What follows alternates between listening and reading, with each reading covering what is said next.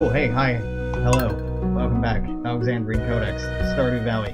So I want to be pretty upfront about the longevity of this particular series. Stardew, I'm kind of bitterly invested in playing, and trust me, I know that Stardew Valley is a game that's pretty oversaturated. It's been out for a number of years, and that aside, there's plenty of people. Oh right, I had those in my inventory so I could have Gunther take a look at them. Plenty of people who have played through the game enough times, have a respectable following. By that I mean a significant following, and doing multiplayer playthroughs with lots of different personalities, and the intention of this series isn't to be competitive. It's just because I fucking like Stardew Valley. It's so goddamn calming, my dudes. So goddamn calming. And I appreciate that the majority of people who have followed my channel did it for Stellaris, V4, or because I played Star Trek New Horizons so consistently, and surprisingly not a lot of people do, probably because of the performance issues things, or point being, even if this series stays at the obscenely low view count it's getting on Twitch and YouTube, I'm still gonna play it.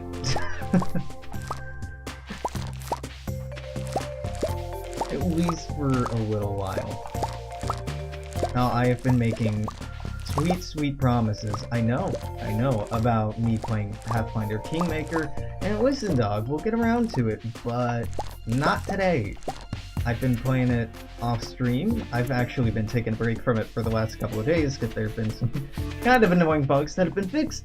But really my impression of the series is like, alright, you know, the game is that it's pretty good, it's pretty competent, but it's occasionally rough around the edges, to be frank with you. It occasionally shows that it was pushed out of development early. It's a preemie. Preemie? Yeah, premature baby. It could have used a little more time in the oven. Doesn't mean that it won't end up being a perfectly fine, functional, beautiful, robust game, but there are some things like buildings that you build in your capital city. Originally, the intention of the game was that those buildings would then be visible when you walked around and explored your city or walked through town.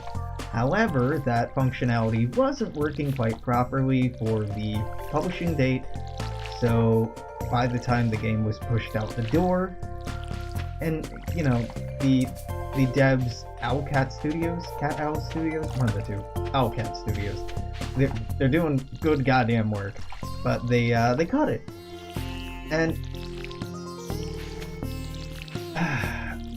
I'm okay with playing through a game that's not 100% there yet, and then coming back to it later and enjoying it more later.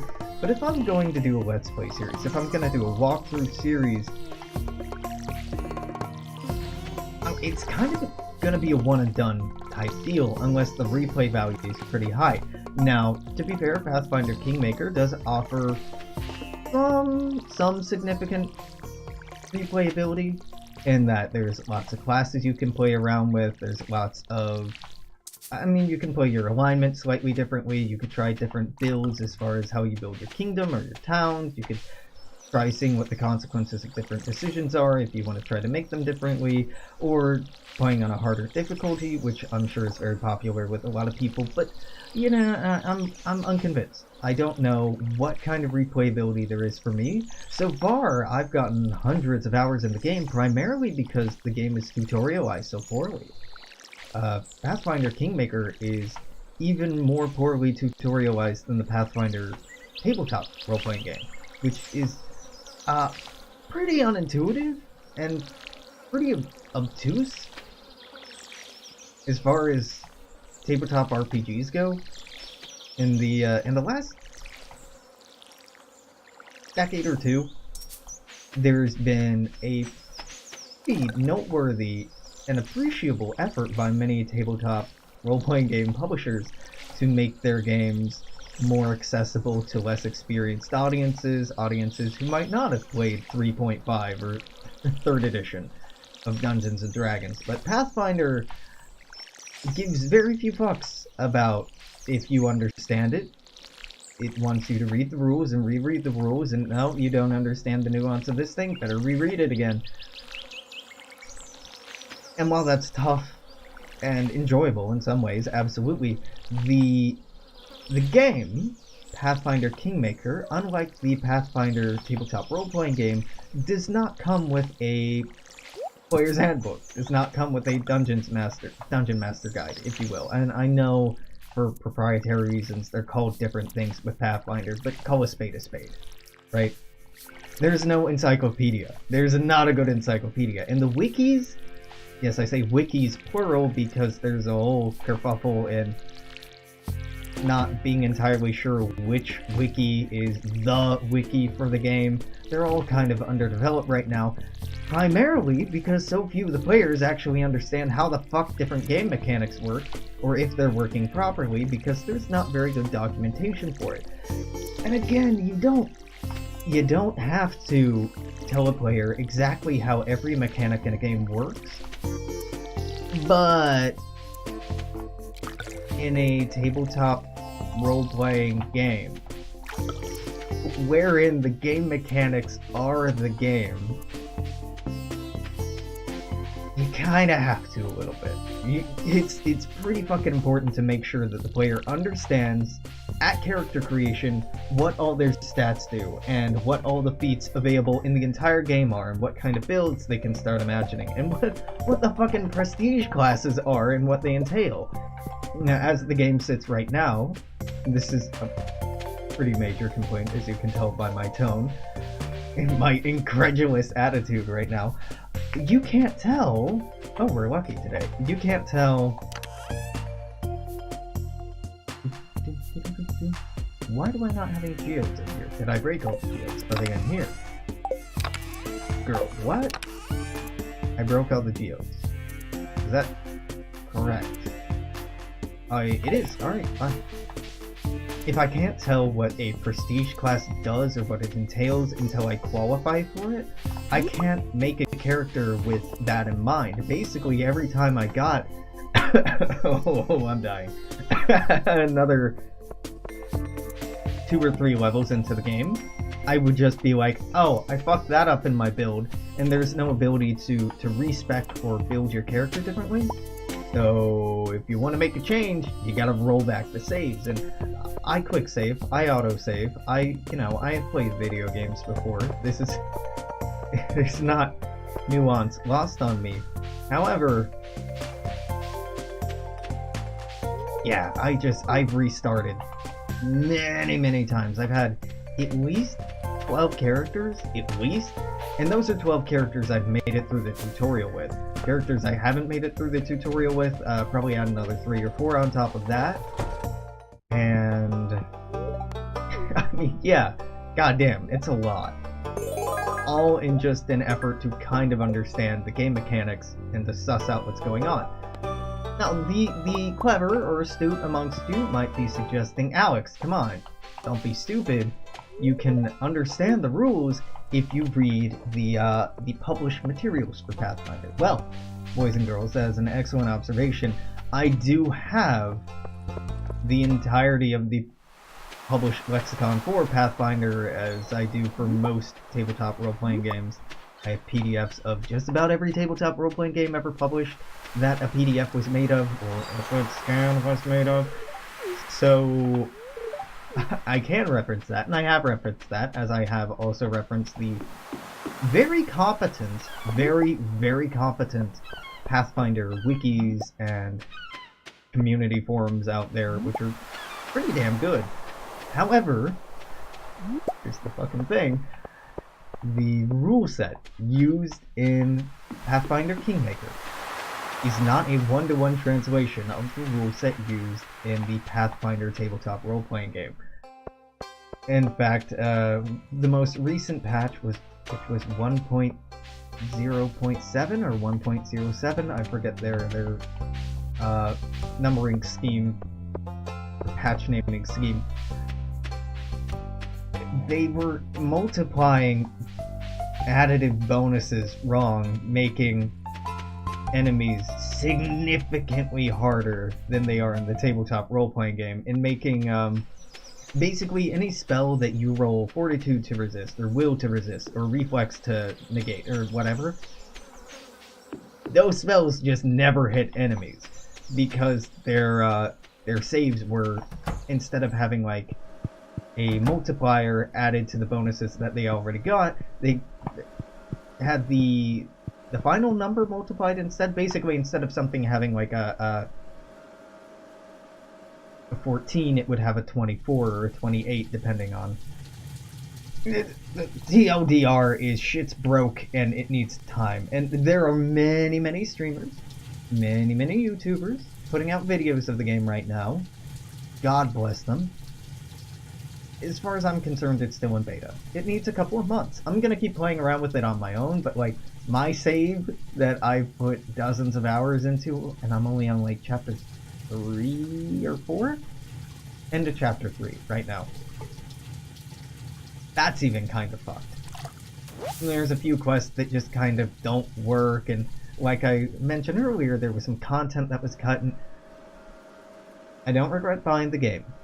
I don't regret pre-ordering the game. It's a very cool idea. The role-playing elements are a lot of fun. I think it's a fundamentally, at its core, it's a great game. Or at least it's a great premise. But it needs more work. It needs 2 or 3 more months at least to have the published content smoothed out. Really, it probably could have used as much as 6 more months of development to smooth things out and add in features that had existed earlier but were cut for, you know, the sake of publishing the game. Now, I get things run on a schedule, and I don't begrudge the developers for that, because, dog, we live in a world where you just gotta publish your art, you gotta put your shit out there, you gotta sell it, you gotta sell it, you gotta sell it, because you gotta pay bills, and you gotta gotta pay benefits for the people at your company. So I get it. I have no ill will or feeling towards the folks at Owlcat, just the game's gonna have to wait a while, which is a shame. Now, worth mentioning, a long time ago, I mean, it's been a few months, but it feels like forever, I was talking about doing as an aside, anyone who doesn't watch this series is really missing out on these fireside chats with Alex. I was talking about playing Jurassic World Evolution. I got it, I streamed it, I played it, I had I had fucked up a few things with my OBS setup at the time, so it came out all framey and my processor was fucking dying. Yeah, I wasn't paying close enough attention at the time to some pretty important things. And I played through the game. If you're watching this on YouTube and are curious why you never saw any of it, it's because I fucked up OBS and I really didn't want to restart. And I've been tempted, like, oh, maybe I could restart the campaign. Maybe I could restart the game. There's a new challenge mode. Maybe I can get back into it. But it's such a superficial fucking game. The subreddit for that game is incredibly toxic. People talking about, like, oh, it'll be better soon. Like, we trust these developers. And, like, I kinda trust the developer. They have worked on Elite Dangerous for a long time. But then again, Elite Dangerous has gone through periods of years where it's kind of boring to play. And I don't trust Frontier to right their ship on this one. I think a lot of the development problems with Jurassic World Evolution were entirely out of Frontier's hands. The popular notion is that they were forced to push the game out the door before it was ready to meet with the deadline of the movie that it was accompanying coming out. Story old as time, as far as video game, or movie licensed video games go. It's a shame, but you know, it's understandable and it's nothing out of the ordinary. It's pretty, man, and it's kind of fun and nostalgic to see dinosaurs, but yeah, Operation Genesis is a better game. Just on a fundamental level, it feels more like a park manager. Jurassic World Evolution it's so heavily tutorialized. It takes hours and hours and hours until the game finally lets you have access to all the buildings and all the dinosaurs, and it has no real challenge. The only real challenge in the game is like, oh no, your dinosaurs are getting loose for stupid reasons. And like, oh, maybe we could like learn from these experiences. Build some... Oh god, it's 12 AM. I lost track of time! Oh, we're gonna have to hit up the sauna before doing any farm work tomorrow.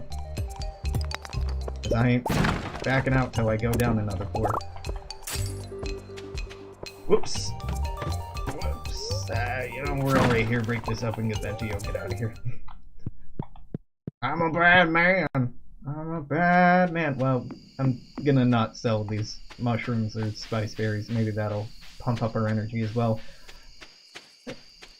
Yeah, the only difficulty is trying to control when your dinosaurs break out and stuff like that, and it's pretty easy to control except the rating on too many trees, not enough trees, too much space, not enough space, too many dinosaurs, not enough dinosaurs of the same species. It's a fucking bar? Why make it a bar, Frontier? I know a bar looks better from a graphic design perspective, like, ooh, see, that meter's filling up. That's kinda cool. Like, oh no, the meter's too full, oh. I get it, it evokes a feeling of a game, even though it's not a fucking game. What it is a goddamn spreadsheet. Just give me 0 out of 29. Or tell me I need one more tree per this area. And the happiness or lack of happiness of the dinosaurs is based on a bubble around them. And the size of that bubble depends, I think, on the species of dinosaur. There's a lot of neat ideas, but like, you know, the AI's kind of gross and doesn't work super well, and it's not for me. I thought it would be a fun, nostalgic game, and it kind of was, but by the time I finished with it, I was finished with it. I had no intention of going back to it. And wow, we got a full night's rest? What the fuck? I hate to be negative. I don't hate to be negative. I hate to be needlessly negative. In this, respect, I pre-ordered the game. It was a mistake. Generally, I'll be honest, just about any time I pre-order a game, I feel like it's a mistake. I feel like pre-ordering is a antiquated habit that made sense back when we went to brick-and-mortar stores for games, but as most folks don't do that anymore, it really doesn't make sense. And because digital distribution means that there's no shortage of games. You don't have to run around town trying to look for a specific game. So, pre-ordering just is an antiquated practice that has no place in the modern gaming world, as far as I'm concerned. I generally regret it when I do it.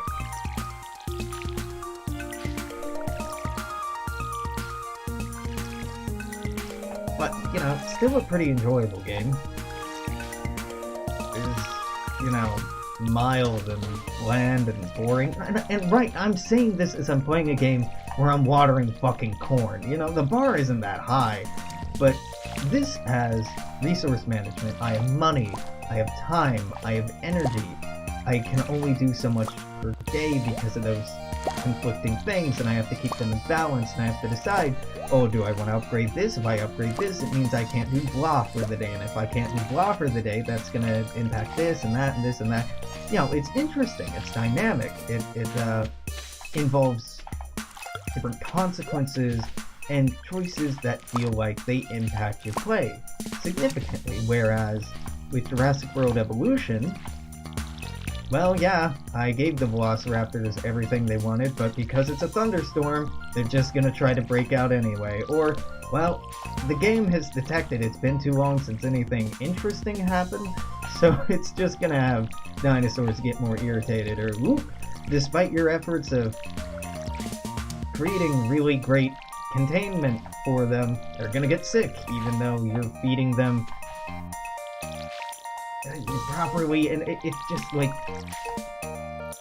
the fucking weather events are my least favorite part of the game, and they were my least favorite part of Operation Genesis, and it's punishment with no reason. It's punishment with no reward. It's just the stick, right? Spare the child the rod, etc., etc. But if all you do is hit the child with the rod, or at random increments, you're not teaching the player a lesson, right? Like, oh hey, nice park you got there. Would be a real shame if somebody drove a tornado through the middle of it. Why? What are you adding? It wasn't the tornado or the fucking hurricane that destroyed the original Jurassic Park. It was the hubris and folly of man. Michael Crichton's work was supposed to express that despite us having reached great technological heights, that our individual grasp was still small, and that our most titanic ventures and accomplishments were still vulnerable to the shortcomings of greed and hubris. Not that the park will fall apart every time it rains.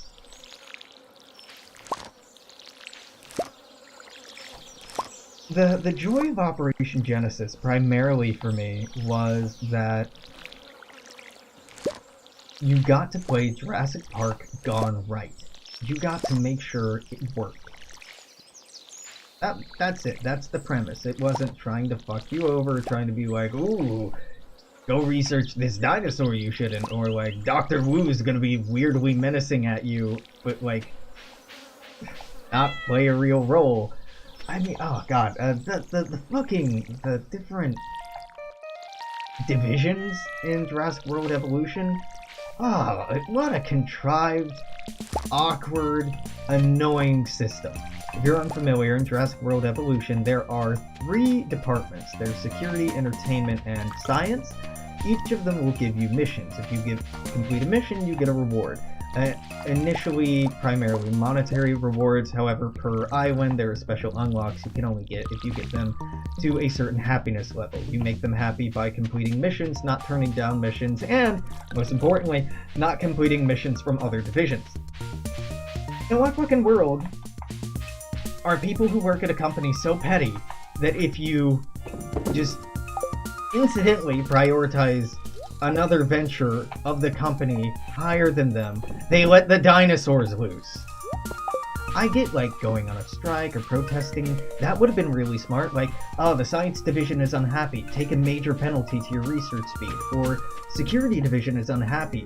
Rovers now cost twice as much, or it's twice as expensive upkeep on security facilities. Or the entertainment's unhappy, and your entertainment buildings now operate at 50% efficiency, or something like that. It's really easy to do this system right, but instead they made it just like, if they're unhappy, which they will be eventually unhappy, they just start taking the power offline, letting the dinosaurs loose, and just... And I get that's supposed to reflect Dennis Nedry's... Nedry... whatever, his whole bit about, you're not paying me enough, John, so I'm gonna sell things to the competition. His intention wasn't, you're not paying me enough, Dr. Hammond. Dr. Hammond? Was John a doctor? No, I guess John. So I'm gonna let the dinosaurs loose. His dumbass let the dinosaurs loose on accident. Not on purpose. The intention was just to kill the power so he could sneak through. So, I don't get it. A lot of the things about the game, just from a design perspective, don't make sense to me. From a narrative perspective, don't make sense to me. From a gameplay perspective, don't make sense to me. Aesthetically, the game is fucking beautiful. So in all the preview content, it looked gorgeous. And it looks gorgeous when you're playing it. But if I want a pretty picture, I can go watch a movie, I can go just look at pretty renders of dinosaurs in high resolution, or I can just go hang out on Instagram, Instagram for a while or something like that. Like, I don't need it just to be pretty. That's what it is. It's pretty and it's shallow and it's not really all that fun, truth be told. I played through for the sake of playing through, kind of out of a feeling of nostalgic obligation, to be honest with you. Yeah. I'm aware that there are other products and projects out there attempting to, you know, make lightning strike twice or catch lightning in a bottle, if you will. Mesozoic Park, and there's that cute one with dinosaurs and hats that just came out that I can't remember the name of, but I think I'm good. I think the pinnacle of dinosaur park managers was like, I don't know, some tycoon game I played in the 90s as a kid. Was probably the zenith. Maybe early 2000s, but hold on. Dino Park Tycoon? Is it just called Dino Park Tycoon? Yeah, Dino Park Tycoon is an educational business simulation computer game released by MECC in 1993 for MS-DOS and Mac OS. I'm telling you, man, Dino Park Tycoon, probably the best fucking game out there. Wow, you only start out with a $5,000 loan in that game. That's crazy. And every other dinosaur park simulation game, it's just a variation on the theme of Sim Zoo or Zoo Park, Zoo Tycoon. Zoo Park Tycoon is a little needlessly repetitive. Zoo Tycoon and stuff like that. Like, they're fine. But if I wanted Zoo Tycoon, I'd just go play Zoo Tycoon. If I wanted to look at pretty pictures of dinosaurs, there are pretty pictures of dinosaurs out there. Yeah, the fucking subreddit for Jurassic World Evolution was more angry about the dinosaurs being different sizes than the game mechanics being crap and non-existent. It's full of people trying to recreate the original park on their island and being like, ooh, look at this cool park design. But like, it's not fun or satisfying for me because there's no depth. There's no real difficulty.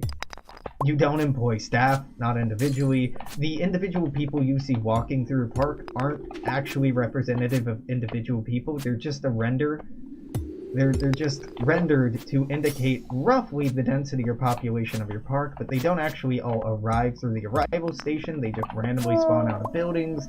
Individual people don't have personality or wants or needs, which has been something intrinsically linked to the genre since fucking Roller Coaster Tycoon. Not even Roller Coaster Tycoon 2, I think the original Roller Coaster Tycoon.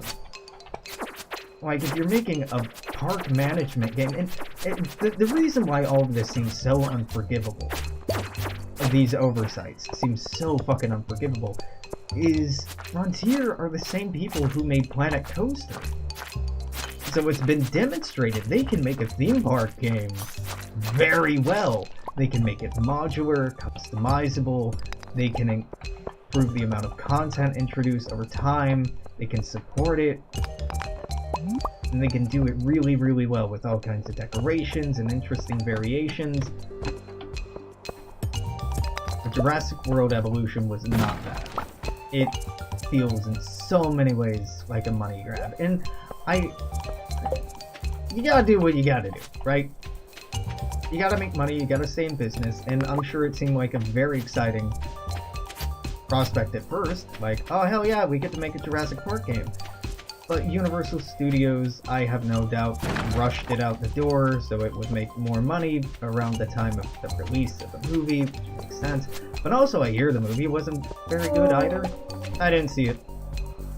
I was really excited to, I had made plans to, I had hyped up doing it, and then I saw some spoilers about it. I'm like, nah, this seems like garbage.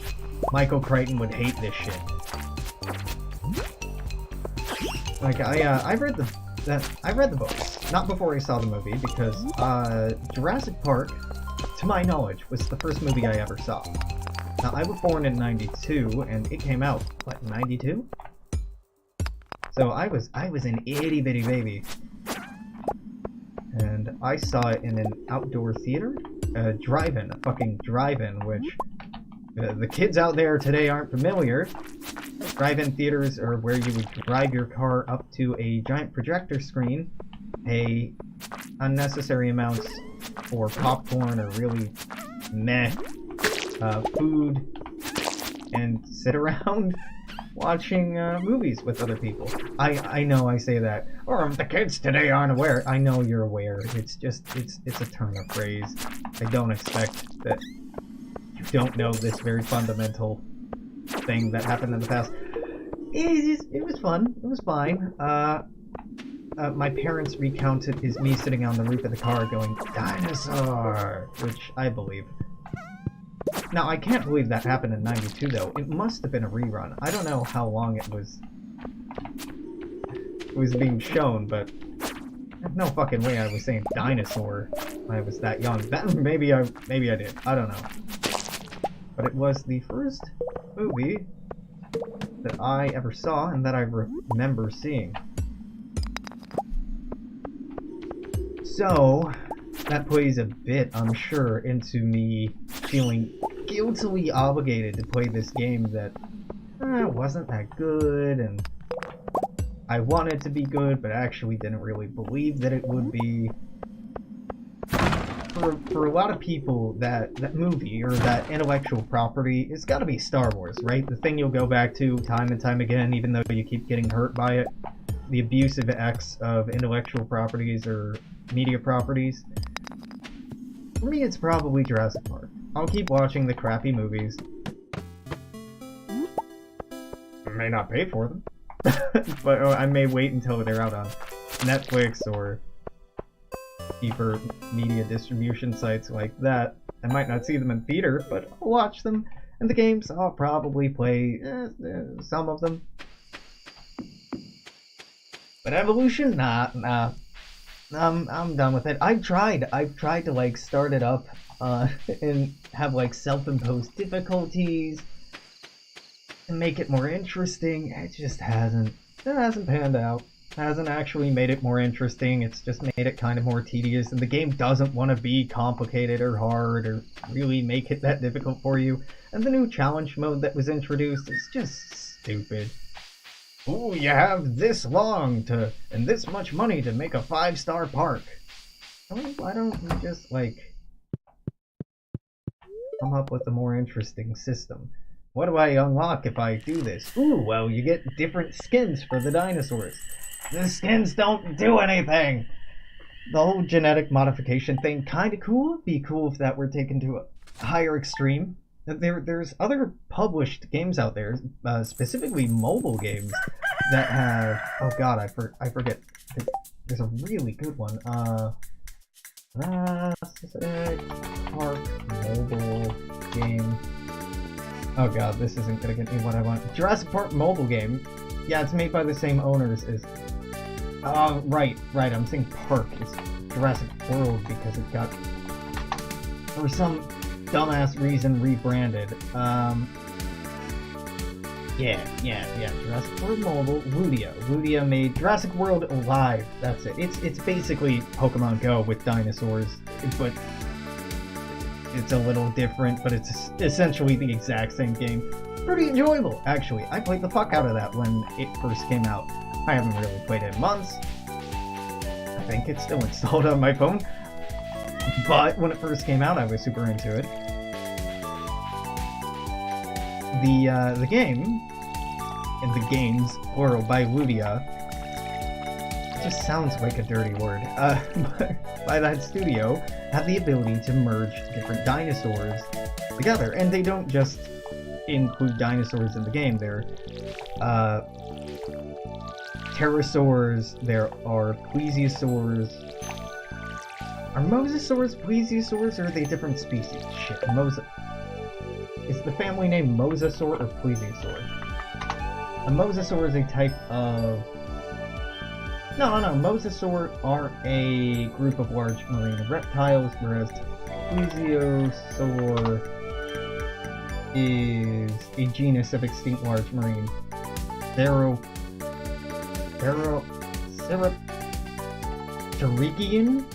reptile? That's a hell of a word. Okay, they are slightly different. Point being, it has all of those dinosaurs that are endemic of Jurassic Park, as well as other large reptiles from the Jurassic and Cretaceous periods. And it's pretty fucking cool! Like, it's really fucking cool. Like, it... Ah, yeah. The whole point of the Indominus Rex and the Indominus Raptor, whatever the fuck, was, the hazards of making hybrids. That's great potential for a game, man. Don't just put in the ones from the movies, put in all of these different ones you can come up with. That's fun. Mixing and matching and combining them and breeding them and seeing if they get along together, if they don't get along together, if they can breed together, what the offspring are like. Shit like that should have been what Jurassic World Evolution had. But nah, it had slightly different social needs and brachiosaurs who could never have enough trees, and it was fun for about a month, and probably won't be ever again. That's a horrible replay value, but it's fine. Not every game has to be a 1,000-hour game or even a 100-hour game. I'm sure I probably got at least 100 hours out of that game, right? I mean, maybe not. Here, let's take a look. 62. Wow, no, I didn't. Wow, like $1 an hour? Actually might not have been worth it. If I'm being real, might not have been worth it. I don't remember the original retail price, but yeah, I thought I got twice that, or at least 1.5 times the amount of playtime out of that I did. Well, that's a shame. It's really not that outlandish or revolutionary that I'm like, it wasn't that good of a game. It's pretty well established that it wasn't that good of a game. A lot of YouTubers and Twitch personalities were like, oh yeah, we're gonna run a dinosaur park, and did the whole social media hype thing and really playing it up to 11. That's just not my brand. That's not who I am as a person. That is not the kind of promotion I'll be doing ever, hopefully. God help me if I do. But then seeing just the slow drain of enthusiasm as people played the game more and like, the tutorial's still going, huh? Still going, huh? Still going, huh? Still going, huh? Still going.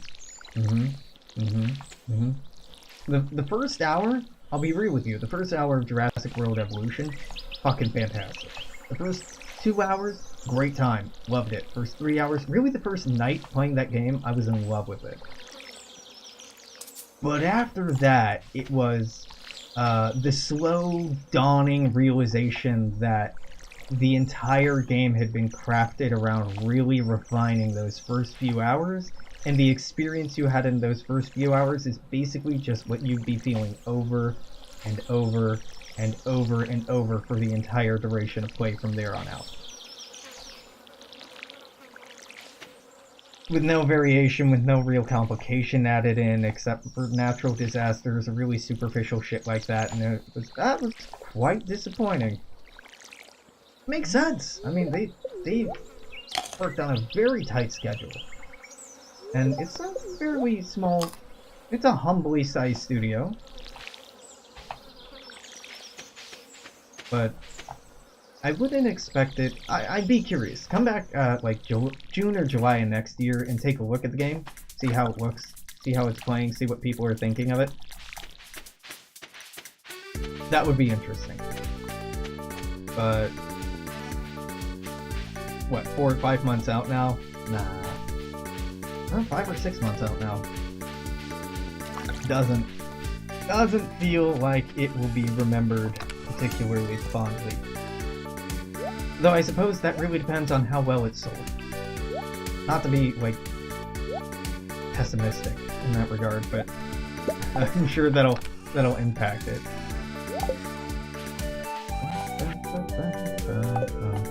be using the lead rod. No, right? Oh, both of these slow me down. It's fine. It's fine. Can I sell either of these? No. Okay, let me just goodbye. Farewell. Auf Wiedersehen. Adieu. On. You and you and you. Get out of here. Alright, I'm gonna put 2, 3 in the purple chest. And then back to the spa. Back to the sauna and back to the mines. Yeah, this is Stardew. This is my this is the rut I fall into. Well, we water the plants and then we go into the mines so we can get minerals, so eventually we won't have to water the plants, and then eventually we have everything automated, and then we just start trying to pump out things to make all the inhabitants of the town happy, and then the game starts falling apart in solo play for me. That's fine. Now, do I want to stream something else tonight? We're getting near-ish to an hour. We're not at an hour. We still have another 20 minutes to go for Stardew. I just want to keep recording, like, at least one episode of this day so I can keep the backlog alive. Because turns out it takes, like, one good day of being sick for my schedule just to get completely fucked. Maybe, okay. I'm gonna hate myself for admitting this. I was thinking about doing another Stellaris Star Trek New Horizons campaign. Shorter campaign this time. I was taking a look through the event files because someone on one of my YouTube videos had commented asking how the Xindi Crisis worked. Because they weren't getting the fucking Cowboys episode. I forget what it was called. They weren't getting a certain event to fire that they wanted to fire, and they were asking if they missed the triggers for it or what the criteria were. And so I popped open the game files because I'm like, shit, man, it's been like 3 months. I don't remember. I was reading through and I learned a couple of things. The Vidians have an interesting little quest chain going on with trying to cure the phage. It's not super interesting, honestly, but it's a unique mechanic I haven't taken a look at, and like I talked about when I first introduced that series, there's a vast amount of unique mechanics offered by so many different civilizations and species in that game that it seemed like a pity not to take a look at them all. I mean, I haven't taken a look at the Dominion, I haven't done a lot. Well, maybe I have taken a look at the Dominion. I mean, I have on my own time, I just can't remember if I streamed or recorded it. Point being, there's stuff I haven't done, and specifically with respect to the Federation, turns out that if you let the Xindi probe destroy the Earth, that there are some events that happen. The planet, I think, gets destroyed, maybe? And I can't remember if the planet gets destroyed or if you just have it lose all pops on the planet. I was looking at an older version of the mod, so it might have changed since then. I don't know if the Xindi weapon operates as a planet cracker, or if it just uses a scripted event to operate. Either way, once you lose either all the pops or the planet itself from that attack, you, Jesus, look at all those jumpy boys. Little soot monsters. You turn xenophobic. You turn xenophobic, and I think the name of your country changes? I'm like, oh, hey, that's cool. I didn't know that, and I played a lot of this mod. But the danger, the consequence of recording videos like that is, I mean, I could stream them and record them in the same style that I do just about everything, but it seems like that would be, format-wise, more a better fit for like a decently heavily edited content video. And shit, I mean, I'm not above that, but I'm lazy, and I don't wanna edit, and I know, it would really improve a lot of things if I just got over that and did do some basic fucking video editing, but It's hard enough to have free time to do what I want to do anyway. So that's a series I'm thinking about making.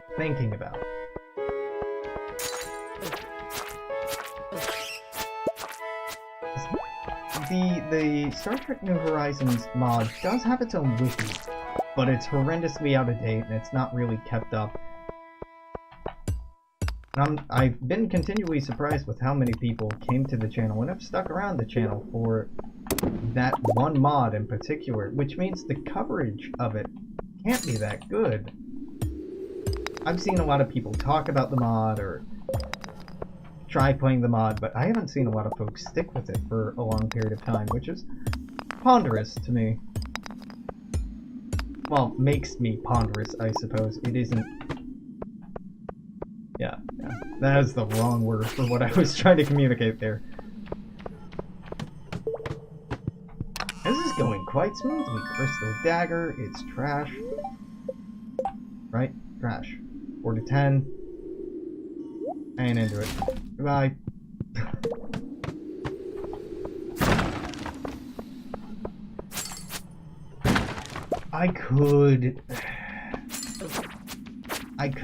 I'm very conflicted about playing Pathfinder and not playing Pathfinder. It's a surprisingly hard thing to say fast, playing Pathfinder.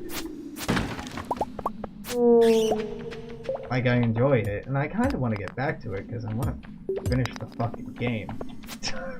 But I know it'll probably get better the longer I wait. It's like, I don't know, making cookies?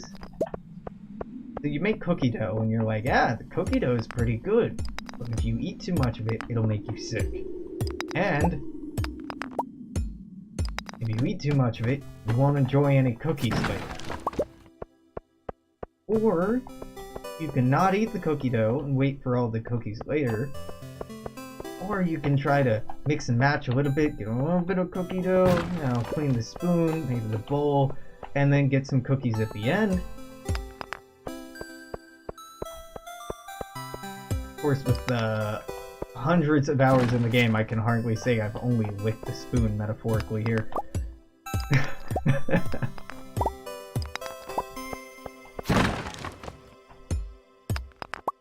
The damn thing is, I've played 100-something hours. I don't know that I'm much better at it than I was when I started. I mean, I am. But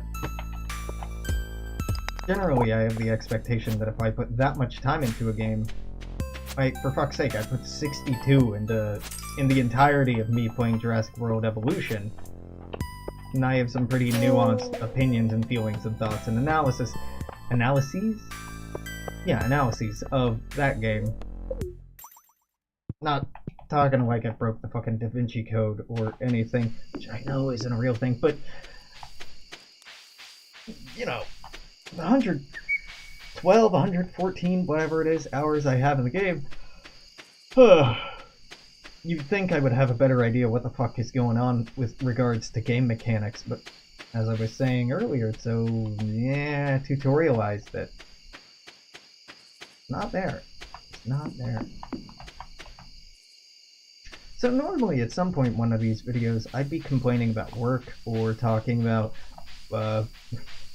escape room pro tips in a really condescending way, being like, don't be like these shitty people. But you know what? Today went really well.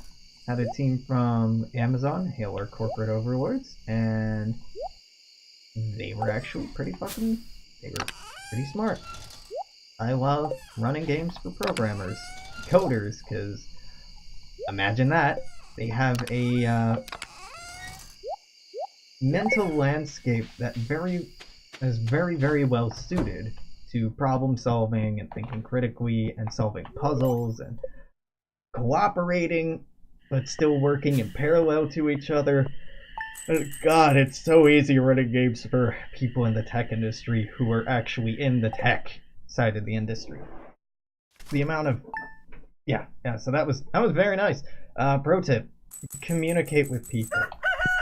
See where stuff is, say where stuff is, identify problems you need to solve, then find how to solve them. It seems like such straightforward stuff, and really it is, but it is a breath of fresh air when people are good at it.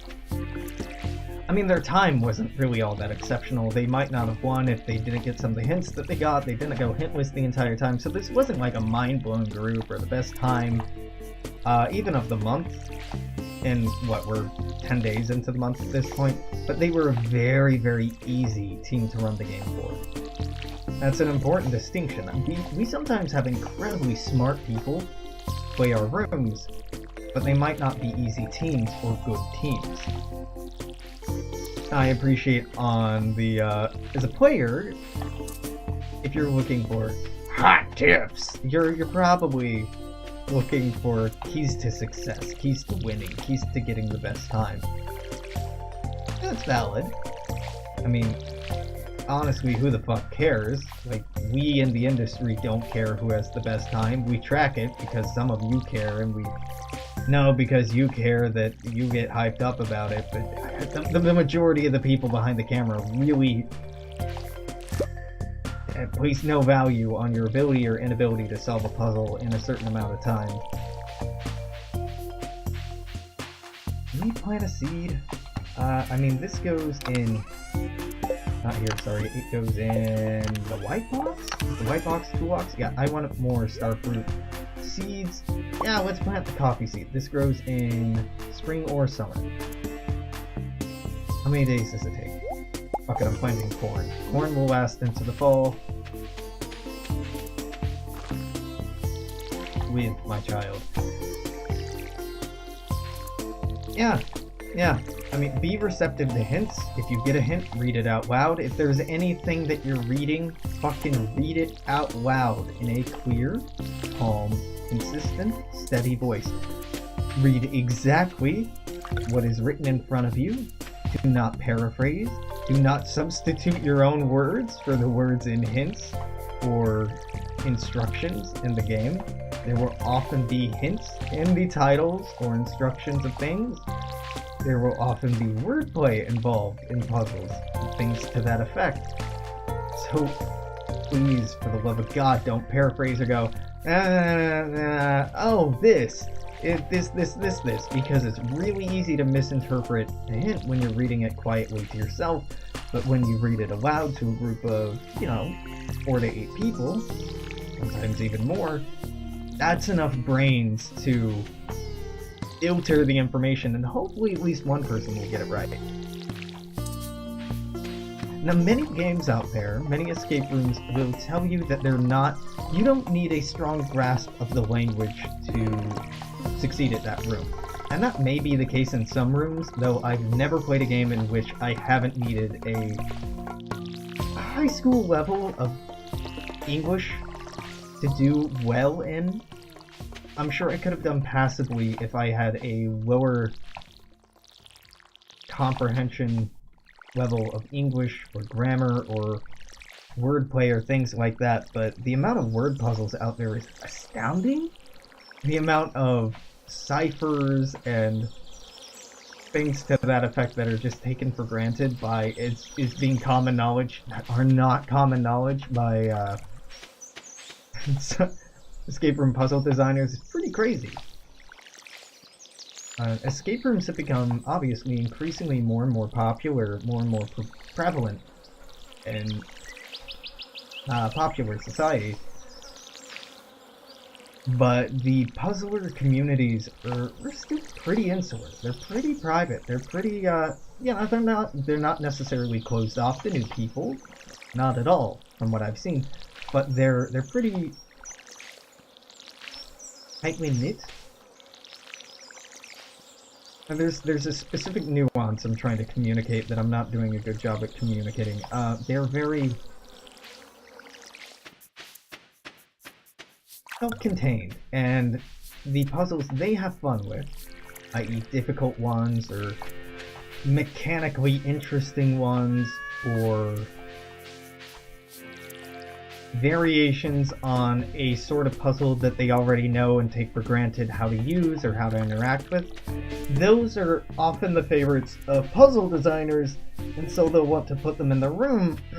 But the damn thing is, it's very hard to design an experience for inexperienced people, because the people designing the room have played dozens or hundreds or thousands of other escape rooms before, so they have that knowledge base that they're coming from. They have that vocabulary, if you will. And so them trying to create games for people without that vocabulary is very difficult. Very difficult.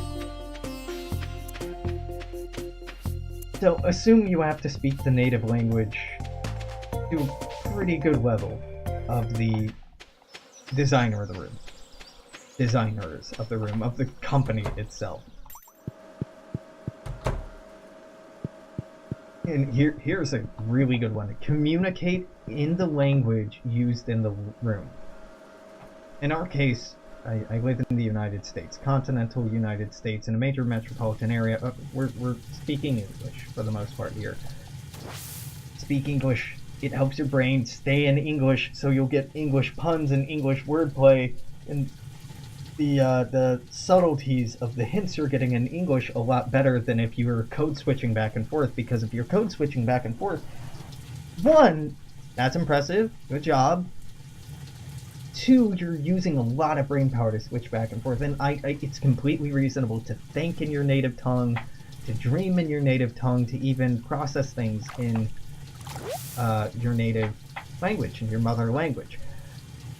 But it creates some difficulty when the puzzles or trials that you're interacting with are designed in a different language. And also it makes it really hard for the fucking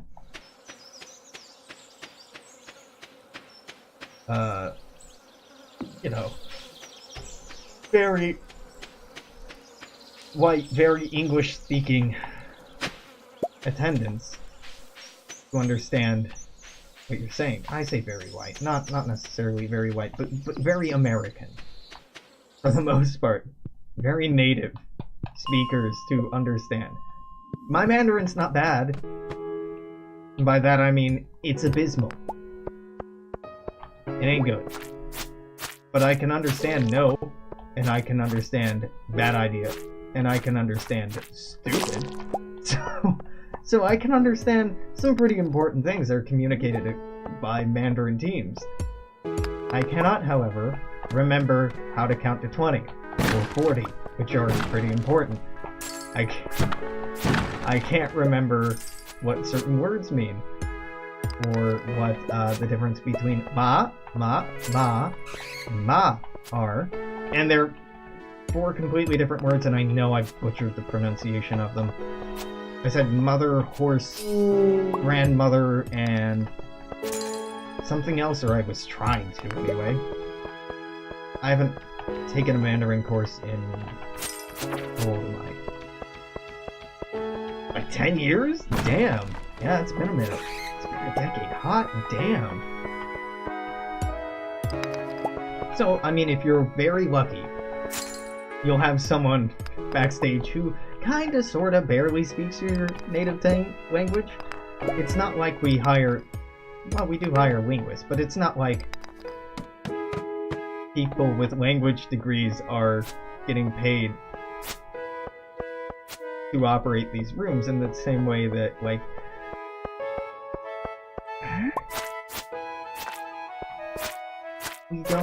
I don't know if we have anyone on staff that speaks that can sign. I said speak signs, like sign language. Signs language? No, speaks M. Night Shyamalan. Shyamalan. Nope, that's not the word. Most games make a pretty good effort to be accessible to people of different levels of ability or physical restriction. We try not to be ableist, but, like, we have stairs in our building. It's a historical building, and we're stuck with them. We have confined spaces that are really tricky to maneuver in. We have things that require that you write or use a tool with some degree of dexterity isn't great for everyone. Doesn't work for everyone. If you need to sit down every once in a while, we try to work with you, but yeah, it's hard to design puzzles that many people will get.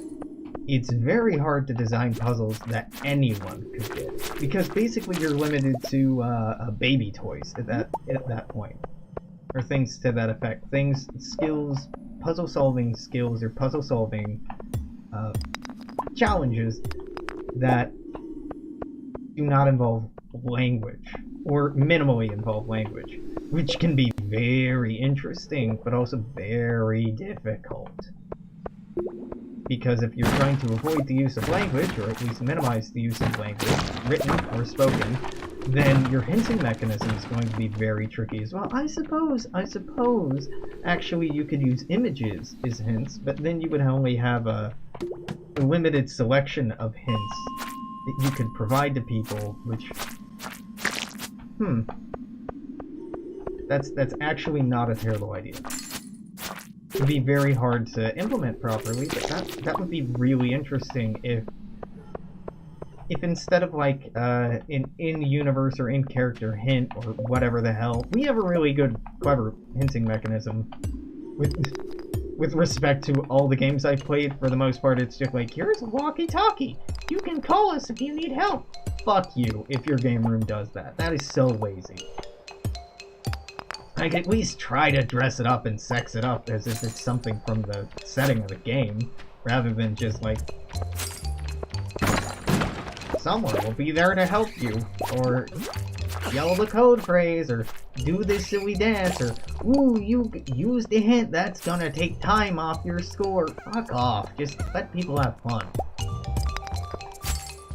There's a particular genre of rooms, zombie escape rooms. They're very popular. Basically the premise is there's a zombie in the room with you. The zombie's an actor, obviously. The actor is on a chain that gets loosened the longer the game goes on. If you are touched by the zombie, you are removed from play, either, you know, not forcibly, but you're removed from play. Either you are put into like an outbox where you can't do anything but can still verbally contribute, or you just can't contribute at all, depending on the room. Just, you know, kind of fun, like, haha, it's a zombie. Don't play those. For the sake of the zombies, don't play those. The number of zombies I've heard of that have been hit by customers or hospitalized by customers is pretty crazy. Because, like, yeah, if you have somebody tied up in a room, menacing the players in that room, trying to jump scare them or grab them or freak them out, especially when you get people under stress, people who are afraid, do some crazy fucking things.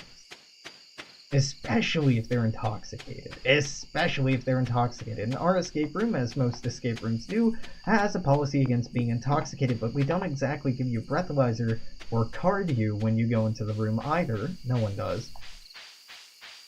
So, yeah, those just need to go out of business and die. They're not safe for the people running it, they're not safe for... well, they might be safe for the people playing it, but it's just... it's not a good match. It's a match made in hell. And trust me, I get that it's fun to roleplay and have people in costume, but... Alright, well, it's been over an hour. I'm gonna put in a cut here. I guess I'm gonna stream something else. I'm getting pretty tired. I slept like 3 hours last night, so... I don't know. I might not stream for very long tonight. I wanted to stream for at least an hour, just to keep the backlog alive. So what we learned today? Alex got sick. Alex is really bad at keeping long campaigns running. Don't be a dick. Don't pre-order things.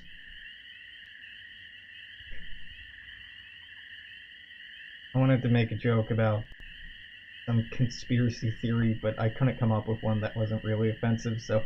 Anywho, there will be more of this, and something else, and something else, and something else, I'm sure, up tomorrow on YouTube.